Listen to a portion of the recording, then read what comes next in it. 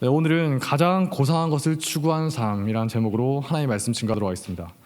제가 예전에 어렸을 때 본 소설 중에 여러분 중에도 보신 분 있을 텐데 갈매기의 꿈이라는 소설이 있어요.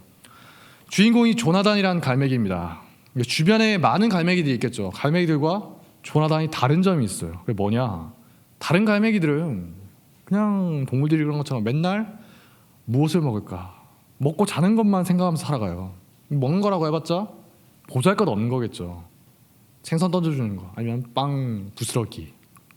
근데 조나단은 매일매일 뭘 생각하면서 살아가냐, 어떻게 하면 내가 더 잘 날 수 있을까, 더 높이 날 수 있을까, 나는 거에 집중하면서 살아가는 거예요. 여기서 나온 말이 높이 나는 새가 멀리 본다라는 말이죠. 결국에 무리에서 쫓겨납니다. 무리가 쫓아내요. 야, 왜 너는 남들처럼 살지 않고 쓸데없는 걸 신경 쓰고 살아가냐. 쫓겨나요. 이후에 조나단이 더 높은 세상을 접하게 됩니다. 자기보다 앞서서 그 높은 세계를 접했던 다른 갈매기들을 만나는 거예요. 그러면서 자기도 더 높은 경지로 올라가는 거죠. 여기까지는 많이 읽었을 텐데 이후에 나온 이야기들을 보면 굉장히 뭔가 철학적이고 다른 여러 종교들이 섞인 그런 내용들이 나오기 때문에 뭐 굳이 읽을 필요는 없을 것 같긴 하지만 한 번쯤은 읽어볼 만한 그런 책인 것 같습니다. 이전의 갈매기들은 어떤 모습이었냐? 매일 눈앞에 보이는 것에만 신경 쓰면서 살아가요. 근데 더 높은 차원을 알게 된 그 이후에는 어떻게 됩니까? 이전에 자기가 계속 눈 뜨자마자 목매면서 살아갔던 많은 것들을 하찮게 여기게 되는 겁니다. 이전엔 고깃배 근처에서 서성거리다가 누가 던져주면 물고기 얻어먹거나 아니면 누가 먹고 버린 그런 남은 찌꺼기 주워 먹거나 혹은 사람들이 먹다가 버린 빵 부스러기, 이것도 썩은 걸 먹었어요. 그게 인생의 최대 목적이었습니다. 하지만 이제는 높이 날다 보니까 이전에 알지 못했던 싱싱한 물고기를 잡아먹을 수가 있어요. 다른 갈매기들이 안개나 비 때문에 아무것도 못하고 땅에 그냥 서 있을 때도 혼자 높이 날아요. 높이 날면 비 위로 갈 수 있는 거 아시죠? 네. 높이 날아서 푸른 하늘을 보기도 합니다. 같은 시간에 살아가지만 전혀 다른 차원을 누릴 수가 있다는 거죠.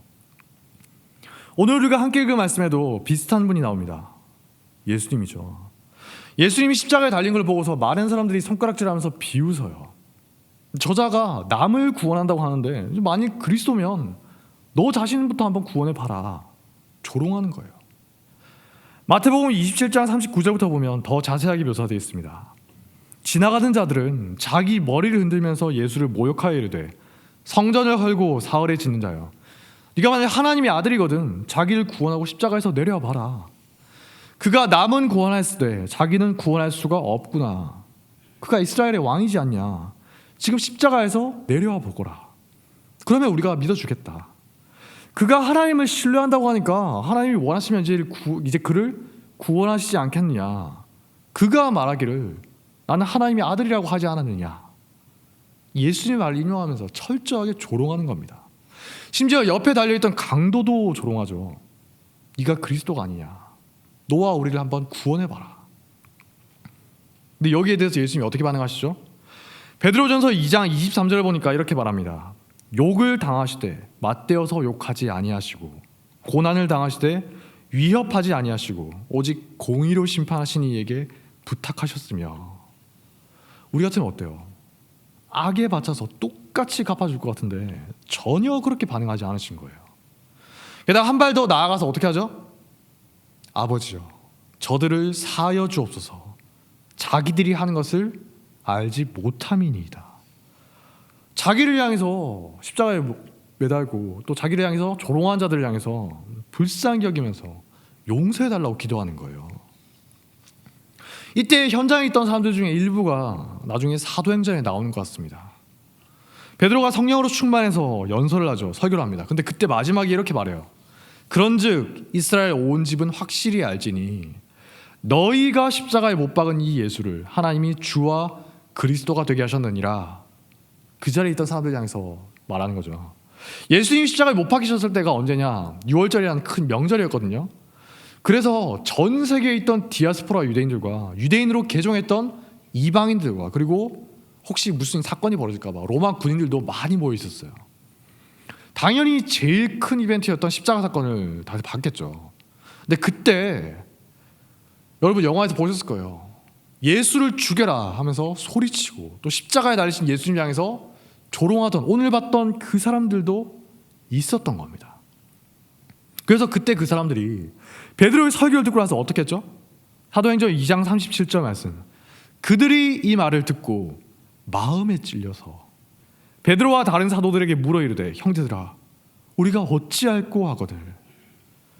이때 회개하고 믿게 된 사람들이 많이 있었죠. 수천 명이 됐는데 놀랍게도 그들 중에 상당수가 예수님을 죽이라고 소리치고 십자가에 달리신 예수님을 조롱하던 사람들이었다는 거예요.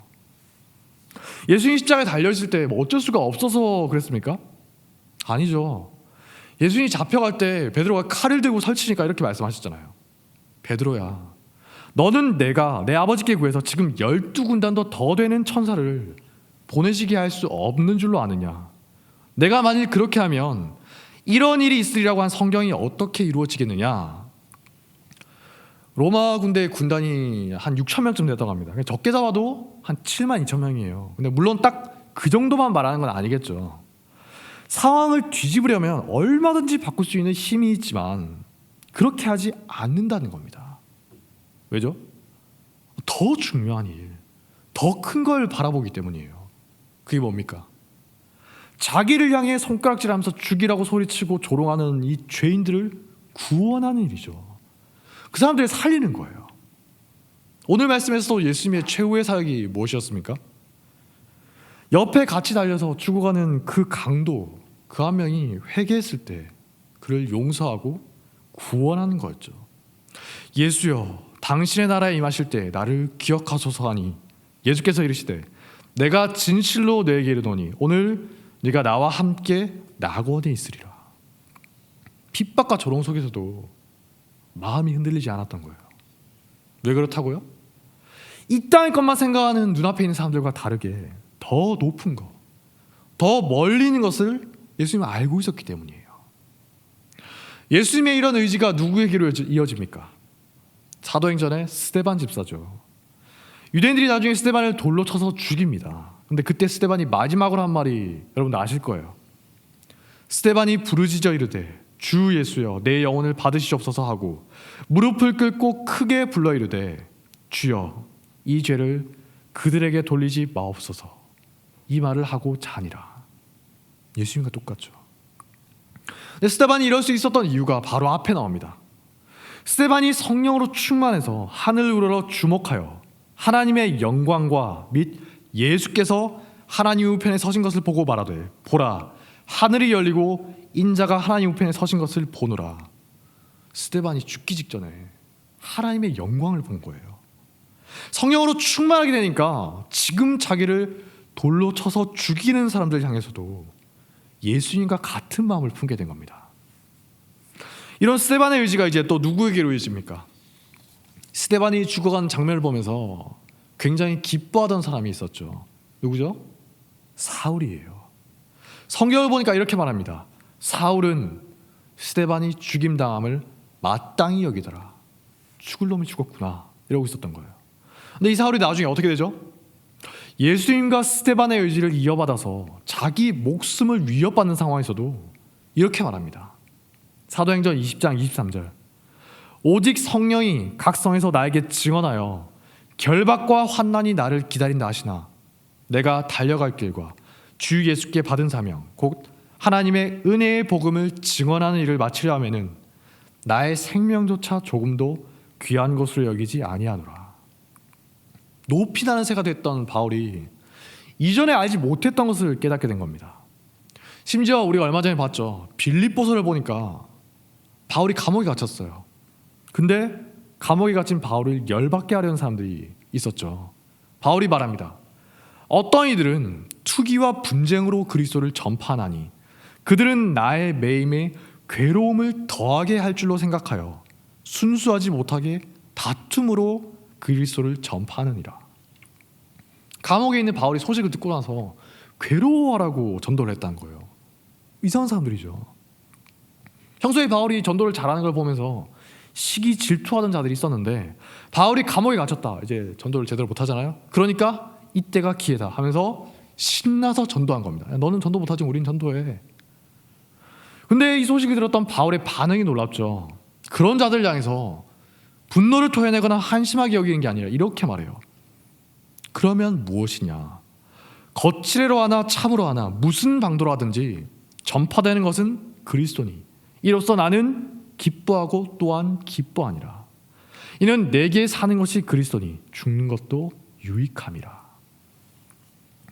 예수님과 스데반이 핍박한 자들 향해서 화내지 않고 오히려 불쌍하게 여기면서 기도해 줬듯이 바울도 자기를 괴롭게 하려는 자들이 전도하는 걸 보면서 오히려 기뻐하는 거예요. 나는 기뻐하고 기뻐하리라. 왜죠? 이렇든 저렇든 상관없다. 내 목적은 예수님이 전파되는 것이다. 그러니까 그걸로 충분하다는 겁니다. 여기서 명확하게 드러나지 않습니까? 예수님을 조롱하던 자들, 스데반을 돌로 치던 자들 어때요? 이 땅의 거, 자기들의 권위만 생각했죠. 바울을 괴롭히려고 악한 의도로 전하던 자들은 어때요? 똑같이 이 땅의 거, 자기의 권위와 감정만 생각했어요. 내가 이제 바울보다 더 돋보이겠구나. 하지만 예수님과 스데반과 바울은 전혀 달랐죠. 그들이 억울한 일이나 수치스러운 일을 당해도 태연하게 넘길 수 있었던 이유가 뭐예요? 오히려 기뻐하고 기뻐할 수 있었던 이유가 뭡니까? 더 큰 일, 더 중요한 일, 진짜 가치 있는 게 뭔가 그걸 알았기 때문이에요. 인류 역사상 가장 위대한 책 중에 하나로 꼽히는 게 사기라는 책이 있습니다. 사기 친다는 게 아니라 역사할 때 그 사자예요. 중국의 사마천이라는 사람이 쓴 책인데 책 내용도 중요하지만 책이 쓰인 배경 때문에 더 유명한 책입니다. 중국 한나라 때 사마천이라는 관리가 황제의 기분을 거스르는 말을 했다가 억울하게 형벌을 받게 됐어요. 잘못한 것도 아닌데. 죽든지 아니면 엄청난 돈을 내든지 뭐 수십 수백 되는 돈을 내든지 아니면 궁형, 즉 환관들처럼 내시처럼 생식기를 자르는 벌을 받든지 그 세 개 중에 하나를 선택해야 했던 겁니다. 돈은 없어요. 남들처럼 궁형을 받느니 차라리 죽는 게 낫다. 그렇게 죽어간 사람들이 많았다고 합니다. 왜냐? 궁형을 받고 살아봤자 사회적으로는 죽은 거나 마찬가지였어요. 다들 조롱하고 무시하는 겁니다. 네가 남자냐. 주변 사람들도 사마천이 어느 정도 학식이 있는 관리니까 당연히 명예를 생각해서 죽음을 택하겠지. 뜻밖에도 사마천이 궁형을 받겠다고 하는 거예요. 사마천이 친구에게 보낸 편지를 보면 이렇게 말합니다. 죽음은 단 한 번이지만 다만 그 죽음이 어느 때는 태산보다도 더 무겁고 어느 때는 새털보다도 더 가볍습니다. 그것은 어떻게 죽느냐에 따라서 달라집니다. 사실 사마천이 자기 아버지 때부터 이어져 온 굉장히 중요한 일을 하고 있었어요. 그게 뭐냐? 중국 역사에 대한 기록을 수집해서 정리한 일을 했거든요. 지금 우리가 뭐 춘추전국 시대니 상나라가 어떻게 하면서 말할 수 있는 게 이 사기에 크게 의지하고 있어요. 사기가 쓴 이유로 비로소 역사라는 말이 쓰였다. 이렇게 말할 정도로 굉장히 중요한 기록인 겁니다. 이걸 완성해야겠다. 이런 소명의식이 있으니까 사마천이 차마 죽을 수가 없었던 거예요. 아니야 다를까. 사마천이 궁형을 받고 살아남았더라. 이런 말 들으니까 가까이서 사마천을 아끼던 가족과 지인을 제외한 모든 사람들이 사마천을 두고두고 멸시했다고 합니다. 저게 무슨 학자냐. 저게 무슨 남자냐. 차라리 죽지. 저렇게 구차하게 살아남아야 되냐. 명예가 바닥을 친 거예요. 살아있는 동안은 사회적으로 완전히 죽은 거나 마찬가지였습니다. 후대 사람들에게 사마천은 더 중요한 것을 위해서 당장의 치욕을 감수했던 위대한 인물로 기억되고 있어요. 하지만 어떻죠? 사기가 아무리 위대한 책이라고 한들, 사마천이 아무리 위대한 사람이라고 한들 복음과 예수님에 비할 바는 아니죠. 한낱 역사서를 위해서도 그렇게 살 수가 있는데 진리를 위해서라면 얼마나 그럴 수가 있겠냐는 거예요. 어머니들이 아이를 낳을 때 고통이 있지만 태어난 아이를 생각하면서 고통을 참지 않습니까? 시험을 준비하는 과정이 굉장히 지겹고 힘들죠. 뭐 시험 공부하면 좋아하는 분들 있어요? 거의 없을 거예요. 하지만 우리가 참고 인내하면서 그 모든 과정을 감당한 이유가 뭡니까? 진짜 중요한 거, 목적이 있잖아요. 시험에 합격해야 돼. 아이가 태어나야지. 더 고상한 목적을 위해서 우리가 달려가기 때문에 다 참고 인내하는 것이죠. 예수님의 제자들 원래 다 세속적인 영광을 추구하던 사람들입니다. 서로 누가 높으냐 수시로 싸우죠. 심지어 예수님이 이제 곧 돌아가시는 최후의 만찬 자리에서도 그걸로 다투던 사람들이에요. 누가 높으냐. 하지만 부활하신 예수님을 만나게 되고 스데반처럼 성령으로 충만하게 되니까 어떻게 되죠? 가장 고상한 것을 위해서 이제 목숨까지도 아깝게 여기지 않게 되는 겁니다. 하나의 영광을 보기 전에는 어땠다고요? 우리가 그랬던 것처럼 주님을 내가 믿습니다 말로는 하면서도 여전히 이 땅의 것을 추구해요. 내 영광을 생각합니다. 사람들이 나를 어떻게 생각할까? 사람들이 나를 떠받들어 주길 원하고 평판을 생각하고 지극히 세속적인 욕구를 간직한 채로 교회 안에서 살아갔던 겁니다. 예수님의 제자들도 공동체 안에 살아가는 거죠. 근데 그 사람들이 진짜 하나님의 영광을 보게 되니까 어떻게 되죠? 대표적인 게 베드로예요. 사도행전을 보면 베드로가 기적을 행합니다. 안진뱅이를 일으키죠. 사람들이 주목해요. 어떻게 저런 사람이 있을까? 그리고 로마 군대 백부장에게 절을 받습니다. 이전에 베드로가 정말 간절하게 바라고 또 바라던 것을 이제 얻게 된 상황이지 않습니까? 정말 기뻐해야 되잖아요. 사람들의 박수를 받고 존경을 받게 된 거예요. 높은 자리에 앉게 되겠죠. 근데 베드로의 반응이 굉장히 덤덤해요. 베드로가 어떻게 합니까? 베드로가 백성에게 말하되 이스라엘 사람들아 이 일을 왜 놀랍게 여기느냐. 마치 우리 개인의 권능과 경건으로 이 사람을 걷게 한 것처럼 왜 우리를 주목하느냐. 예수로 말미암아 이같이 완전히 낫게 하였느니라. 오직 예수님만 드러내고 있어요. 백부장인 고넬료의 절을 받았을 때 어떻습니까? 이스라엘 지배하고 있던 로마 군대의 백부장이 절을 했다. 이전에 베드로 같으면 동네방네 다니면서 자랑을 했겠죠. 내가 누군지 아냐? 로마 백부장의 절을 받은 사람이다. 주변에 소문이 쫙 퍼졌을 거예요. 근데 하나님의 영광을 받던 베드로가 어떻게 합니까? 즉시 고넬료를 일으켜 세우면서 이렇게 말합니다. 일어나십시오. 저도 사람일 뿐입니다. 그러면서 예수님에 대해서 증거하고 하나님께 영광 돌리는 거죠. 베드로가 예수님을 3년 동안 쫓아다니면서도 몰랐어요. 그저 높은 자리에 앉고 싶은 욕망으로 가득했습니다. 하지만 성령으로 충만해서 이제 진짜 중요한 게 뭔지를 알게 되니까 도무지 이전으로 돌아갈 수가 없게 된 거예요. 싱싱한 물고기를 잡아먹게 된 갈매기가 이전처럼 썩은 빵 부스러기를 주워 다니며 살겠습니까? 거들떠보지도 않겠죠. 바울이 말했잖아요. 이제 이전의 것들을 내가 배설물로 여기노라. 이전엔 그렇게 좋게 보이고 평소에 그렇게 목매다면서 추구하던 것들인데 이제는 다시 생각해 보니까 별 가치가 없는 하찮은 것으로 여겨진다는 겁니다. 사도행전 보세요. 베드로 반응이 너무나 쿨해요. 마치 별거 아닌 것처럼 그냥 쓱 넘어갑니다. 주변 사람들은 어떻게 이런 일이 있을 수 있냐 놀라서 환호하는데 베드로를 떠받드는데 베드로가 덤덤한 겁니다. 이게 뭐라고 그러세요? 이런 느낌이에요. 제가 어렸을 때 열심히 모으던 장난감들이 있어요. 그거 지금 열심히 모으고 있겠습니까? 여러분 중에도 어렸을 때 무슨 포켓몬 카드 모으면서 골드 카드니 레어 카드니 하던 분들 분명히 있죠. 지금도 그러고 있어요? 아니죠. 어른이 되면 이제 놔줄 때가 되지 않았습니까? 물론 취미로 모을 수는 있어요. 취미로. 하지만 어렸을 때 그랬던 마음처럼 여전히 그런 거에 목숨 걸고 있으면 안타까운 인생이지 않습니까? 진짜 고상한 게 무엇이냐, 그걸 우리가 깨달아야 한다는 겁니다. 우리가 교회 다니면서도 끊임없이 우리 안에 추구하는 것들이 있어요. 제자들이 3년 동안 예수님께 직접 배우면서도 몰랐죠. 우리는 더하지 않겠습니까? 우리 각자가 중요하게 여기면서 추구하는 것들이 있을 겁니다. 어떤 사람은 결혼일 거예요. 어떤 사람은 취업이고, 어떤 사람은 자녀가 잘 되는 거고, 대학 가는 거 여러 가지가 있을 거예요. 저도 일단은 당장 목사가 되어야겠다 이런 목표가 있지 않습니까? 근데 과연 그게 그 자체로 내가 추구해야 될 목적이고 고상한 것이 될 수 있냐는 거예요. 만약에 제가 목사가 되는 것 자체가 목적이라면 얼마나 안타깝고 불쌍한 인생입니까? 수준이 낮은 거죠. 목사가 되어서 그래서 이제 어떻게 하느냐, 그게 중요한 거지. 목사 되는 그 자체가 목적이 될 수 있습니까? 장로가 권사가 되는 것도 마찬가지죠. 결혼도 그 자체가 목적입니까? 이 사람이 아니면 안 돼요. 꼭 결혼해야 돼. 이것만큼 무서운 생각이 없는 거죠.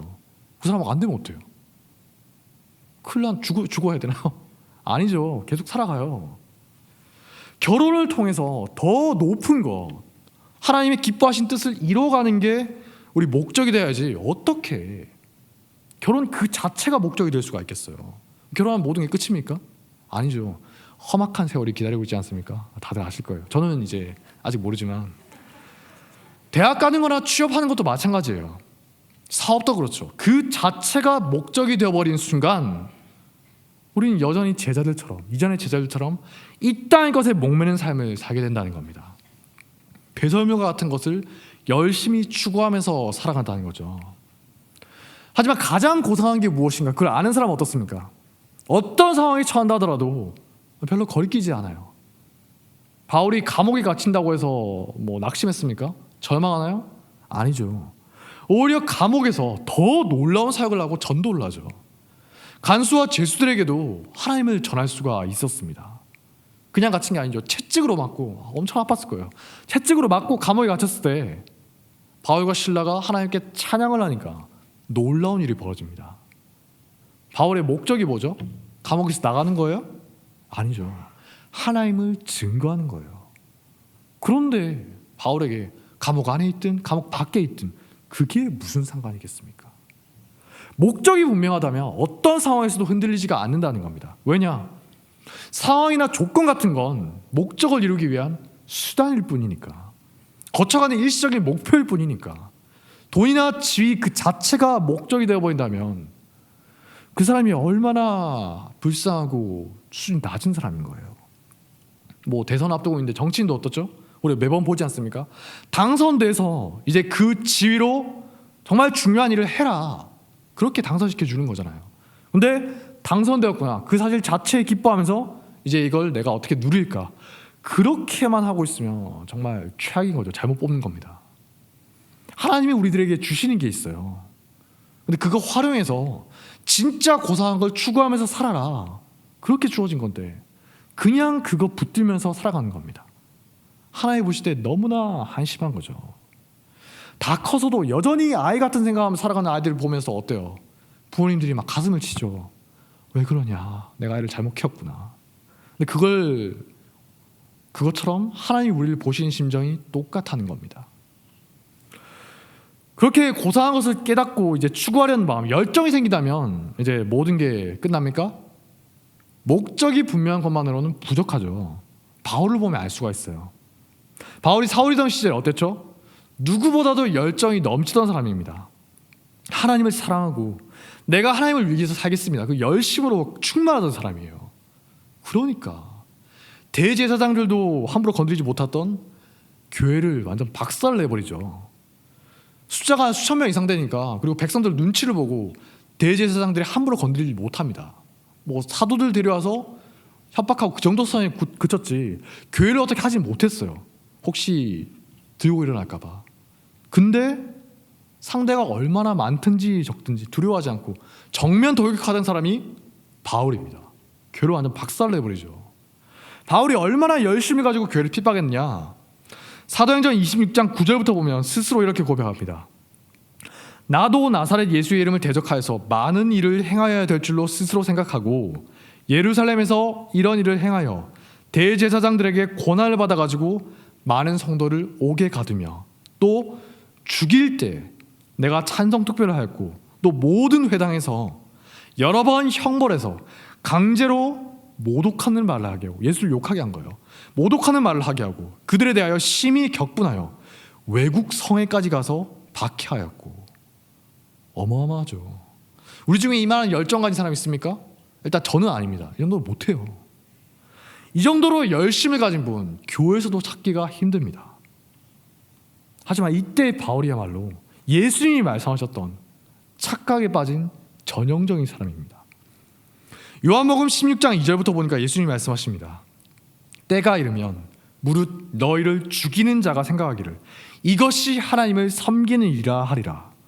그들이 이런 일을 하는 것은 아버지와 나를 알지 못함이라. 오늘 말씀에도 나오죠. 예수님이 말씀하시잖아요. 아버지, 저들을 사하여 주옵소서. 저들은 자기들이 하는 것을 알지 못함이니이다. 자기들이 무슨 짓을 하고 있는지를 모른다는 거예요. 자기들은 열심을 가지고 하나님을 위해서, 교회를 위해서 일한다고 생각하지만 정작 하나님 볼 때는 전혀 아니라는 겁니다. 하나님이 기뻐하는 뜻이 뭐냐, 그걸 모르면서 자기 생각대로 열심을 가지고 하니까 오히려 하나님을 대적하는 자가 되어버렸다는 거예요. 우리 교회 안에도 그렇죠. 목적의식은 분명한 분들이 있어요. 분명 열심히 있습니다. 하지만 말씀에 따라서 제대로 방향이 잡히지 않은 열심이 어떻게 되죠? 오히려 교회를 망치는 경우가 있어요. 마치 바울이 잘못된 방향으로 열심히 달려갔던 것처럼 교회에서도 잘못된 방식과 잘못된 방향으로 열심을 가지고 달려가는 경우가 있다는 겁니다. 그 결과 어떻죠? 자기의 뜻과는 정반대로 잘해보려고 하는데 오히려 하나님을 대적한 자가 되고 교회를 망치는 자가 되어버린다는 겁니다. 그러므로 우리는 언제나 잊지 말아야 한다는 거예요. 우선은 이 땅의 것이 아니라 고상한 것, 하늘의 것을 추구한 자가 되어야 하지만 동시에 말씀을 통해서 방향을 바로잡고서 나아가야 한다는 거예요. 잘못된 방향을 향해서 달려가던 바울이 나중에 방향을 딱 바로잡게 되니까 어떻게 되죠? 누구도 따라하지 못할 정도로 놀라운 일을 하지 않습니까? 방향의 문제였던 거예요. 교회도 열심히 가진 분들이 있어요. 자꾸만 충돌이 일어나고 갈등이 생기고 뭔가 삐걱거리고 잘 안 풀리고 자꾸만 그러면 점검해 볼 필요가 있다는 겁니다. 누가 봐도 열심은 진짜입니다. 진심이에요. 근데 방향이, 그 방식에 뭔가 문제가 있을 수가 있다는 거죠. 그런 분들은 방향만 제대로 잡히면 무서운 정도로 놀라운 일을 할 수가 있을 겁니다. 다만 자기의 방향이, 내 방식은 문제없어, 이렇게 고집 부린다면 사울이 그랬던 것처럼 그 열심으로 자기가 사랑한 교회를 어지럽힐 수가 있다는 겁니다. 그러므로 우리 교회의 모든 분들이 이 땅에 썩어질 것이나 수단에 불과한 것에 목매는 어리석은 자가 되지 않기를 바랍니다. 진짜 중요한 게 뭐냐, 내 인생에 고상한 것이 무엇이냐, 그걸 깨닫고 베드로처럼 변하시기 바랍니다. 언제까지나 아이처럼 살지 말고 믿음의 어른이 되셔야 한다는 거예요. 하지만 한편으로 그 중요한 걸 추구할 때 내 생각대로 해버리는 게 아니라 말씀에 따라서 바른 방향으로 건전한 방식으로 추구하는 지혜로운 사람이 되시길 바랍니다. 바울이 나중에 자기의 과거를 뼈저리게 후회했잖아요.